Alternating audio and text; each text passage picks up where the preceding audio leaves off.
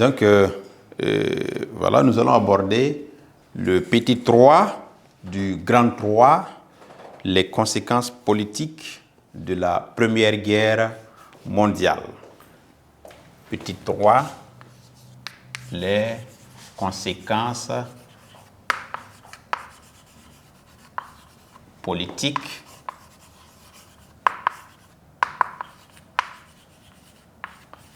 de la Première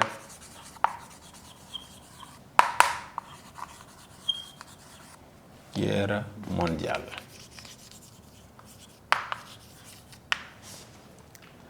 Alors ici, il faut retenir que à la fin de la guerre, pour régler le conflit, il y a eu ce qu'on appelle le traité de Versailles, d'accord? Traité qui a permis de régler la question de la guerre en juin 1919. Et malheureusement, ce traité, beaucoup le disent, a été mal pensé, d'accord, et qui a suscité par la suite d'autres difficultés.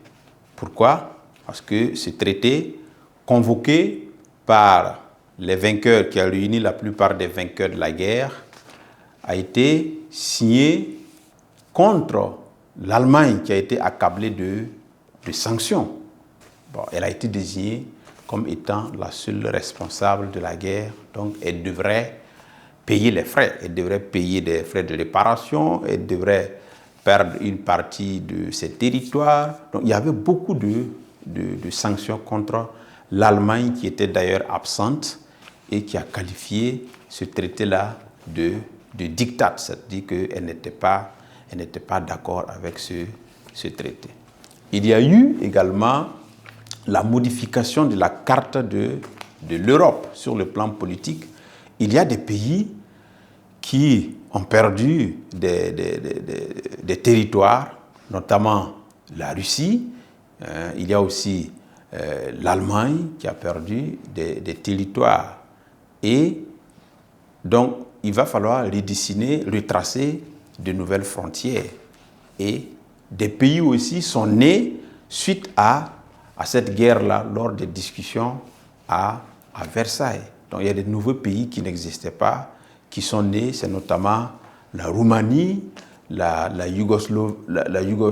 Tchécoslovaquie, la Yougoslavie, qui sont des nouveaux pays qui sont nés à l'occasion de la guerre. Il faut aussi noter que c'est après la guerre que l'Autriche-Hongrie a été divisée en deux États maintenant. D'un côté, on a l'Autriche et de l'autre côté, on avait la Hongrie. Et l'Allemagne aussi, c'est à l'occasion de cette guerre qu'elle a perdu ses colonies qui étaient en Afrique. Donc voilà de façon résumée ce qu'on peut dire des conséquences politiques. Une conséquence politique que j'allais oublier, c'est la création d'une structure, d'une institution qui allait permettre d'éviter une guerre pareille. C'est notamment la SDN, la Société des Nations, qui a été créée au lendemain de la Première Guerre mondiale pour résoudre pacifiquement les différends entre les pays, pour éviter encore un affrontement généralisé de ce genre avec les conséquences que vous avez vues. Donc, on peut résumer les conséquences politiques de la Première Guerre mondiale en quelques termes. Donc, vous retenez que on va retenir les conséquences politiques de la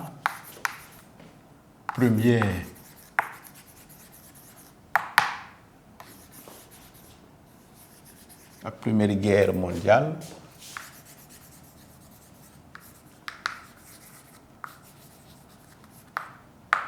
On va procéder par des tirets aussi. D'accord? Il faut noter la signature du traité Traité de Versailles en 1919. C'est en 28 juin, je crois, 1919. Il y a également la création en 1920 de la Société des Nations, SDN, avec pour objectif de résoudre les différends entre les pays pour éviter une nouvelle guerre. On va ajouter cela, pour régler pacifiquement, voilà, pour le signifier, pour régler pacifiquement les conflits entre les États.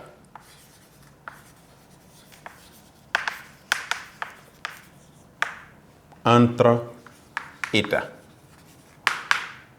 Nous avons également parlé de la modification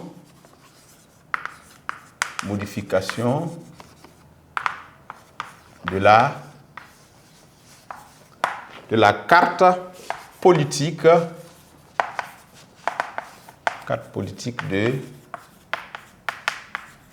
de l'Europe. J'ai parlé de nouvelles frontières tracées,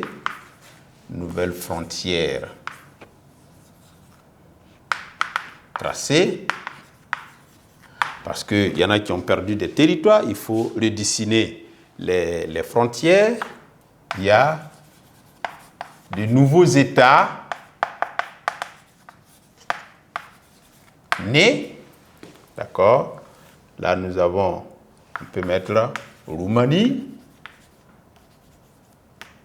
on peut mettre la Tchécoslovaquie, on peut mettre la Yougoslavie, etc. Donc, forcément, lorsqu'il y a de nouveaux pays, il faut forcément tracer de nouvelles frontières. Donc, nous avons également la perte des colonies par l'Allemagne. Donc, mais ça, c'est côté africain. Donc, rappelez-vous, moi, je vous disais que le traité de Versailles a été mal pensé pour certains, parce qu'elle a été signée en l'absence de l'Allemagne et de la Russie d'ailleurs.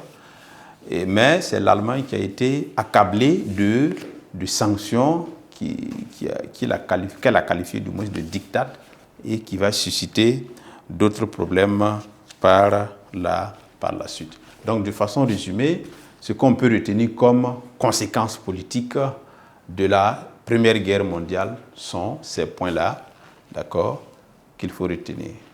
Donc, alors, on va encore poursuivre avec nos derniers points, c'est-à-dire l'évaluation de l'implication de l'Afrique et du Burkina Faso dans la guerre. Nous avons dit que la guerre est appelée guerre mondiale parce qu'elle a impliqué tous les continents du monde. Donc l'Afrique a été impliquée, mais comme elle était un peu loin des autres, ou même loin du centre, de l'épicentre de la guerre, nous allons voir comment elle a été impliquée et comment notre pays a été impliqué dans cette guerre qui s'est déroulée de 1914 à 1918.